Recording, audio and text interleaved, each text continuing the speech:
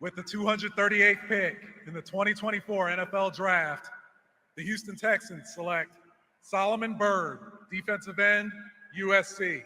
Solomon Byrd, 6'3", 255 pounds. He had 20 TFLs in his 2 years at USC to go along with 14 sacks and 3 forced fumbles, which right here, you're going to see this dude loves to go after the ball. Honestly, I'm a little bit surprised that he didn't have more than 3 caused fumbles because he is aggressive at attacking the football. There's a lot to like about Solomon, but he went in the 7th round for a reason. He's not extremely athletic or explosive, but he does have good lower body strength, and it shows up in his bend around the corner. He can really get up underneath offensive tackles. And I think he's got a lot of potential to develop some really effective pass rush moves to build on what he already has, which is very active hands and some polish in a couple of his moves. We'll watch those. I'm going to play a couple of his answers from his press conference and then look at some areas of opportunity. Here he is at the left defensive end, and, nothing brilliant on the pass rush here, but watch again. He just habitually, when he goes after the quarterback, is swiping at the ball, whether it's in the correct hand or not. Left defensive end, 3-point stance. He'll go from a 2-point as well. But here he just dusts the right tackle and gets the ball out. See that left hand? That's really good hand-eye coordination and awareness to get to it. He's always working for that. I think he understands how to work his way through trash and diagnoses plays pretty well. He has some lapses, and I'll show you some of those, but can knife into the backfield. That's where you get all those tackles for a loss he had at USC. Spent 4 years at Wyoming, got his bachelor's degree there, and then transferred to USC. Hey, look at that. He's going for the football again. Dom Capers once told me, if you can find a way to create turnovers, they're going to find a way to put you on the football field. So he needs to continue working on that. Violent hand with a chop there. That's one of his better moves. You're going to see here sorting out the trash again, almost like a linebacker to make a play in the backfield. Violent chop, not a cross chop, but a violent chop. That shows up. That's a consistent theme. Quick arm over there where he does it kind of instinctively. He's going to have to get really good at that type of stuff to make up for some of his lesser athleticism. Double wipe. Could probably see another wipe here. Yep. Looks comfortable from a 2-point stance. Not that that'll be a big deal. You're going to start to see this as a recurring theme too. The double wipe, very effective for him.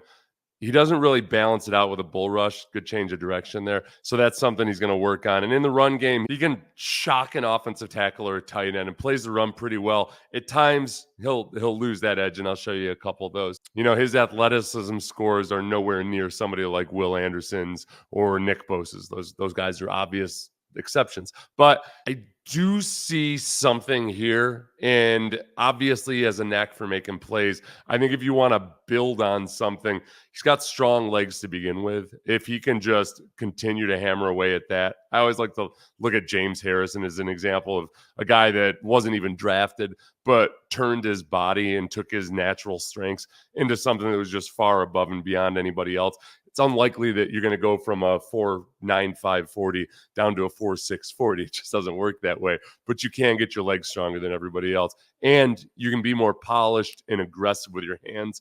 And he already is that. And he's also a likable guy. Look, he's married with 2 kids, already has his bachelor's degree, was working on his master's in gerontology. I don't know anybody who works in gerontology who doesn't have a kind heart. But you look at it on film, he doesn't look like he has a kind heart. It's the duality of man. That's good stuff right there. The Jungian things. But he's actually asked about how his family enjoyed the draft. And I think it was a pretty relatable answer. Oh, man. So this whole draft has been a roller coaster, right? So obviously we're looking at guys go. She's like, oh, you're better than them. You're better than them. And I'm just trying to educate her on, on how this thing goes in the football world and everything like that. So, I mean, it's a big deal that the Texans went ahead and took me.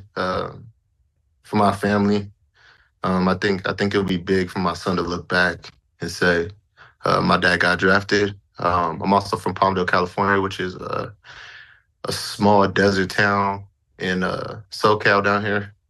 And it's a big thing for the city, too.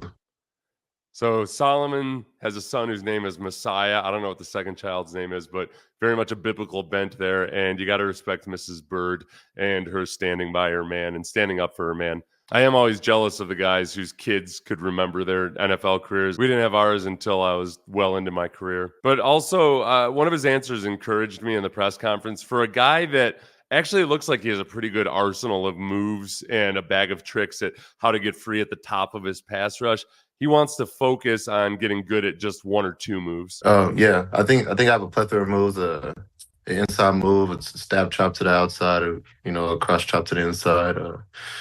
Power, powered, speed of power. I mean, I have a wide range of moves. I think the thing for me is getting really, really, really good at one of them. Once I do that, I think I'll be amongst one of those guys in the league that you talk about for a long time. Yeah, generally guys have one or two good moves that they're awesome at, and they're counters to each other, and then you build other counters in off of that. And I don't mean to hammer this into the ground, but he doesn't really flash all that much speed or explosiveness, so his actual physical strength is going to have to be, I think, what he leans on and really develops. And in doing that, when an offensive tackle respects your strength, you get those opportunities for those cross chops that he's so adept at, because these offensive tackles are going to anchor in and try to lock you down with your hands. Some areas for improvement aside from the pass rush. He's the left defensive end right here. There's times where when he needs to be holding the edge, he allows himself to lose some ground and creates a soft edge there. It's not epidemic or anything, but you see more of it than you'd like. Another time, he had good initial hand placement here, but got turned out away from the play. Some of the diagnosis, as good as it is most of the time, sometimes he has lapses. Here he is, left defensive end. Where's number 51, which I'm guessing he's not going to have enough from his 7th-round signing bonus and rearing 2 children to buy that off of Will Anderson, unless Will Anderson wants to get a real number.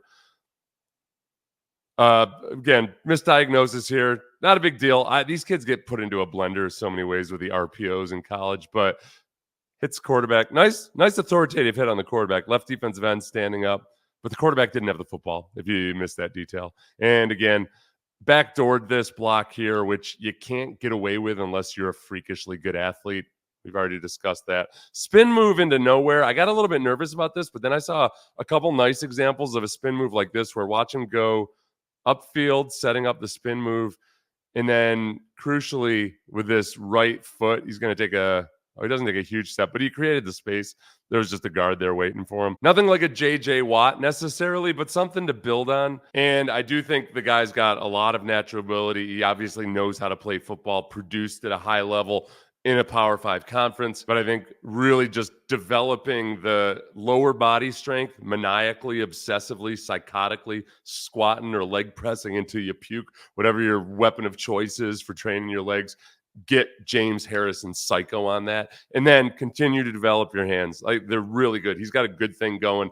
He's just got to get that much quicker, that much more automatic with it. And I think he's got a chance. This is a team that rotates their defensive linemen. So if you can make the active roster, you got a good chance of playing on a Sunday. Or this year, I don't know, several primetime games, perhaps. I'm Seth Payne, played a long time ago for the Texans, 10 years in the NFL. You can watch me on Sports Radio 610 on weekday mornings. And also like and subscribe and share this with a friend. Please. Thank you, everybody.